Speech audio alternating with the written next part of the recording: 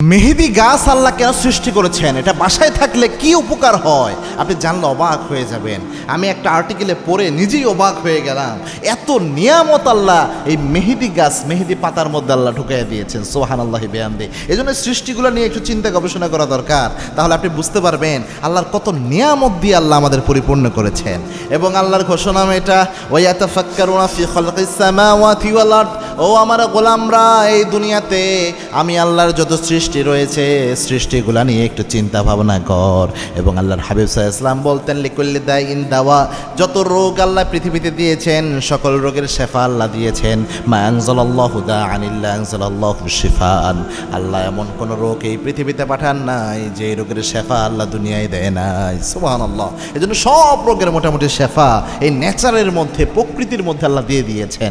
এই মেহেদির গাছের ব্যাপারে এটা পরীক্ষায় কয়েকটা গবেষণায় দেখা গিয়েছে, এটার মধ্যে অ্যান্টিব্যাকটেরিয়াল, অ্যান্টি ফাঙ্গাল উপাদান আল্লাহ ঢুকাইয়া দিয়েছেন, যেটা আপনার শরীরে যে বিভিন্ন ধরনের ফাঙ্গাল ইনফেকশন হয়, যে মাথায় খুশকি থেকে শুরু করে দেখবেন অনেক চুলকানি হয়, অনেক ধরনের প্রবলেম হয়, এই ফাঙ্গাল ইনফেকশনের জন্য অনেক মজবুত শক্তিশালী কার্যকারিতা রয়েছে এই মেহেদি পাতার মধ্যে। সুবহানাল্লাহি বিহামদি।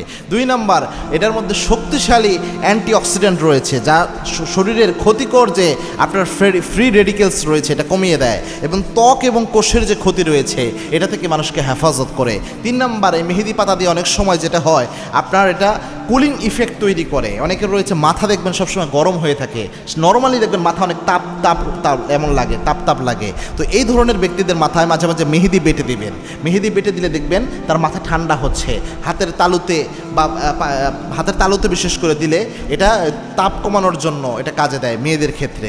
আবার আরেকটা বিষয় হয়, এটা আপনার যে কোনো ক্ষত নিরাময়ের জন্য, কোনো এক জায়গায় ক্ষত হয়েছে ওটা নিরাময়ের জন্য আগের যুগে কিন্তু মেহেদি পাতা বেটে দিত, এটা খুব ভালো কাজ করে। এখন তো মেডিসিন এসে আমরা মেডিসিন নির্ভর হয়ে গিয়েছি, আগে এটা করতো।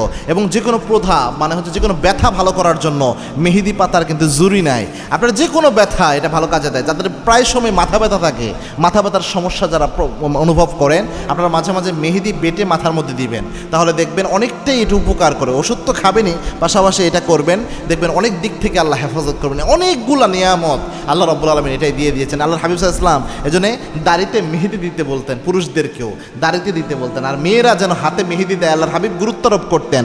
এক নারী একদিন রাসূলের কাছে একটা চিঠি বা পত্র নেওয়ার জন্য বা প্রদান করার জন্য হাত বাড়িয়েছিলেন, তার হাতে মেহেদি নাই। আল্লাহর হাবিব বললেন, এটা কি কোনো পুরুষের হাত নাকি, এরকমভাবে বললেন। তার মানে নারী মানেই হাতে মেহেদি থাকতে হবে, এটা নারীর সৌন্দর্য।